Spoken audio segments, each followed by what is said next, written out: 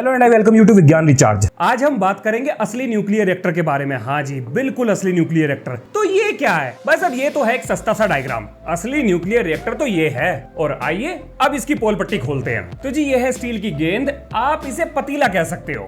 ठीक, इसके अंदर भरा जाता है यूरेनियम सल्फेट सॉल्यूशन और ये पतीला बना है स्टील का। ठीक है जी, आगे चलते हैं। तो जी ये जो स्टील की ट्यूब है ये जुड़ी है स्पिल ओवर टैंक से। इसका मतलब क्या हुआ? इसका मतलब ये हुआ अगर रिएक्टर के अंदर कोई दुर्घटना वाली स्थिति बन जाए, टेम्परेचर अचानक से बढ़ जाए या कोई और चीज गड़बड़ कर जाए, तो ऐसी स्थिति में यही है वो जो रिएक्टर को फटने से बचाएगा। इसे आप इस रिएक्टर का कटप्पा भी कह सकते हो। मुसीबत से बचाने में यही काम आएगा। और ये कैसे काम करता है ये हम आगे जानेंगे। अब ये जो मोटे मोटे ब्लॉक आप देख रहे हो ये है ग्रेफाइट के, प्योर ग्रेफाइट के, और इनका काम है न्यूट्रॉन्स को धक्का देना यानी रिफ्लेक्ट करना, यानी कुल मिला के विराट कोहली की तरह बैटिंग करेंगे। अब देखिए जैसे ही रिएक्शन से न्यूट्रॉन प्रोड्यूस होगा तो वो न्यूट्रॉन लगातार रिएक्शन को कंटिन्यू करता रहे, यानी चेन रिएक्शन को कंटिन्यू करता रहे। उसके लिए जरूरी है कि उस न्यूट्रॉन्स को लगातार रिफ्लेक्ट किया जाए और ये ग्रेफाइट वही काम करेंगे। और इसी के अंदर मतलब पूरा पैक कर दिया जाएगा। ये जो कोर है इसको ग्रेफाइट से पूरा पैक कर दिया जाएगा। ये है स्टील की मोटी चादर जिसके अंदर हम अपना सारा ताम झाम फिट करके रखेंगे।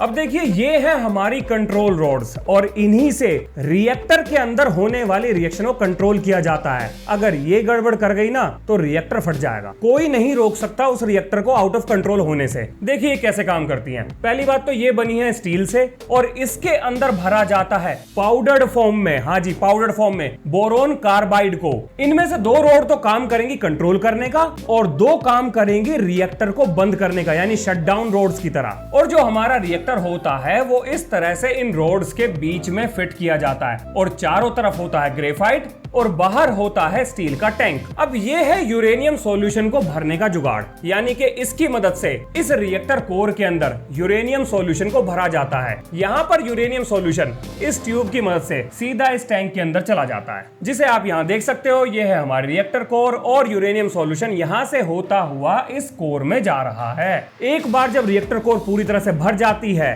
तो वो कुछ इस तरह से खाते पीते घर की नजर आती है। अब देखिए हमें अपना रिएक्टर शुरू करना है। अब जैसे ही हम रिएक्टर शुरू करने के लिए जाएंगे तो सबसे पहले हम इन कंट्रोल रोड्स को बाहर खींचेंगे और जैसे ही ये रोड बाहर जाएंगी एकदम से इस रिएक्टर कोर के अंदर चेन रिएक्शन शुरू हो जाएगी, न्यूक्लियर फिशन रिएक्शन शुरू हो जाएगी। अब यहां से जो रिएक्शन शुरू होगी उससे पैदा होने वाले न्यूट्रॉन्स लगातार फिशन रिएक्शन को बढ़ाते चले जाएंगे। अब जैसे ही फिशन रिएक्शन शुरू होगी इसे हम कह सकते हैं न्यूट्रॉन और यूरेनियम एटम के बीच में होने वाला युद्ध, जिस युद्ध से बहुत जबरदस्त एनर्जी प्रोड्यूस होती है और इस एनर्जी को हम बिजली बनाने के लिए इस्तेमाल करेंगे। अब देखिए जैसे ही चेन रिएक्शन शुरू होगी तो जबरदस्त हीट पैदा होगी। अब इस हीट की वजह से ये फट ना जाए, हमारा कोर फट ना जाए, प्रेशर की वजह से ना फट जाए या किसी और कारण की वजह से ना फट जाए, इसके लिए हम इसमें बीचों बीच पानी को ट्रेवल करते हैं। ये पानी इससे हीट भी एब्जॉर्ब कर लेता है और इस पानी से बनने वाली भाप बिजली बनाने के लिए भी इस्तेमाल होती है,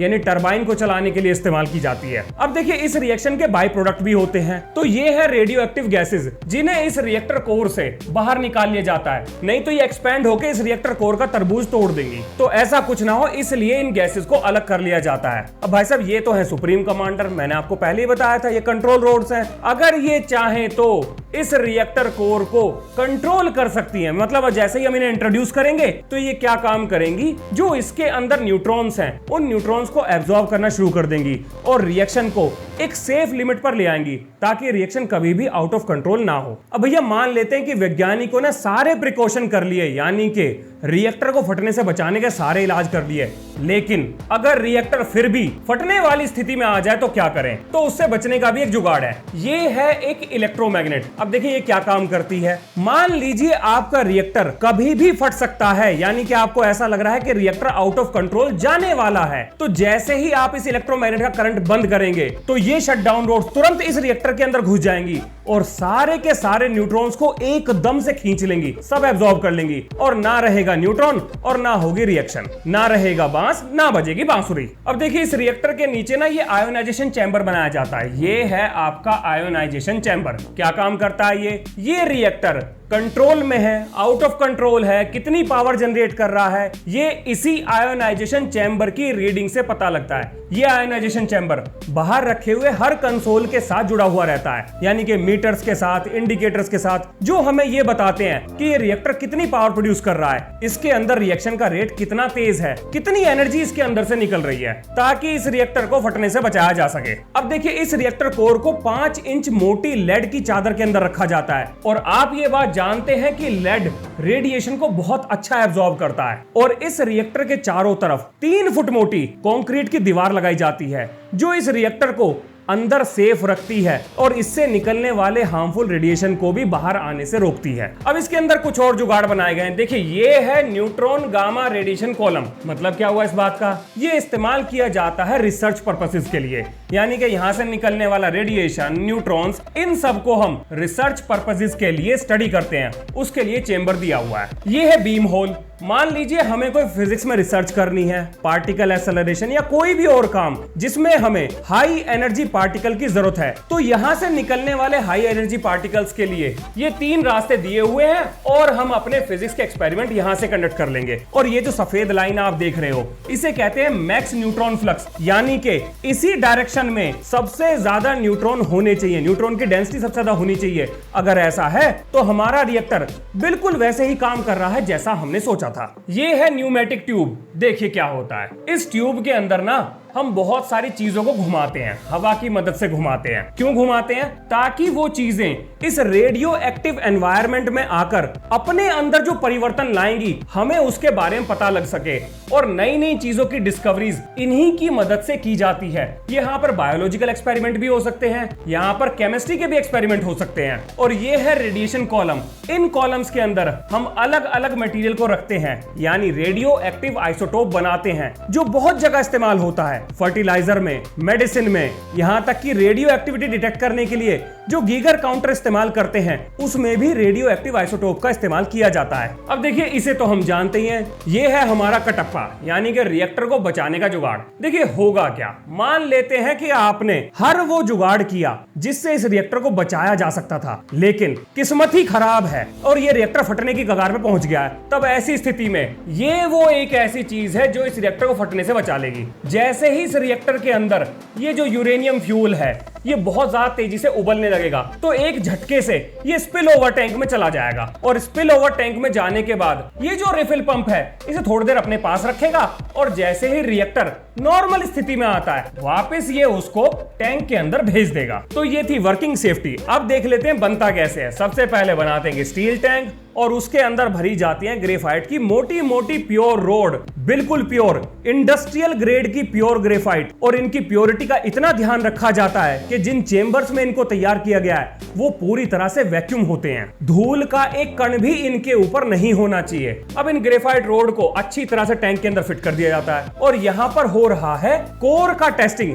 जिस कोर के अंदर हम यूरेनियम फ्यूल भरेंगे, उस कोर को हर तरीके से टेस्ट किया जाता है, यानी उसका वॉल्यूम कितना है, कहीं से वो लीक तो नहीं कर रही, वो कितना प्रेशर झेल सकती है, वो कितना टेम्परेचर झेल सकती है, उसको हर तरीके से परखा जाता है। देखिए यहां पर लीकेज चेक हो रही है और ये सब चेक करने के बाद ये जो कोर है इस टैंक के अंदर फिट की जाती है। उसके बाद कुछ फाइनल चेक किए जाते हैं कि सारी चीजें जो है नट बोल्ट कसने के बाद ढंग से काम कर रही है कि नहीं कर रही है, पता कराया जाता है। उसके बाद कंक्रीट की शील्डिंग लगाई जाती है ताकि सब कुछ सेफ तरीके से ऑपरेट किया जा सके। अब देखिए ये है डिस्टिल वाटर। इस डिस्टिल वाटर को यूरेनियम सल्फेट के साथ मिक्स किया जाता है और ये uranium sulphate atomic energy commission ही सप्लाई करता है। और क्योंकि यूरेनियम सल्फेट एक सॉल्यूट है, तो उसको सॉल्यूशन बनाने के लिए उसके अंदर डिस्टिल वाटर मिलाया जाता है। जैसा कि आप यहाँ पर देख पा रहे हो, डिस्टिल वाटर इसके अंदर डाला जा रहा है। अब भाई साहब ये है वो जुगाड़ जिसकी मदद से जो इसके अंदर हमने यूरेनियम सल्फेट भरा था, मतलब पानी भरा, यूरेनियम सल्फेट भरा, वो आपस में अभी मिक्स नहीं हुए, हमने करे नहीं है,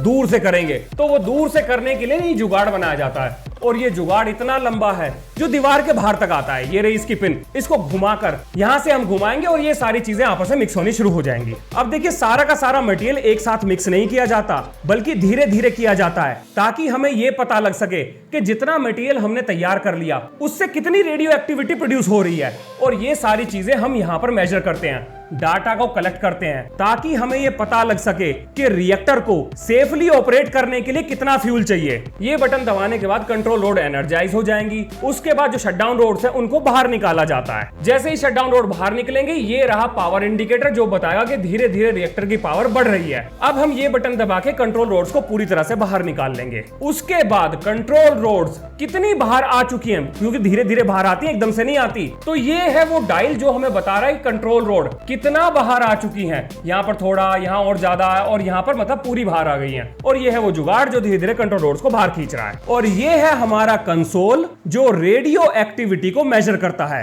कि कितनी रेडियो एक्टिविटी इस टाइम न्यूक्लियर रिएक्टर के अंदर हो रही है, वो कितनी पावर जनरेट कर रहा है, उसकी मदद से कितनी बिजली बनाई जा सकती है, क्या न्यूक्लियर रिएक्टर सेफ है, क्या उसके अंदर जो फ्यूल हमने भरा है क्या उसका कंसंट्रेशन बिल्कुल सही है, कहीं कुछ गड़बड़ तो नहीं। ये सारी चीजें इसके जैसे और भी बहुत सारे कंट्रोल पैनल्स पे बड़ी आसानी से पता लग जाती हैं। और ये थी असली न्यूक्लियर रिएक्टर की वर्किंग। मिलते हैं नेक्स्ट वीडियो में। जय हिंद, जय भारत।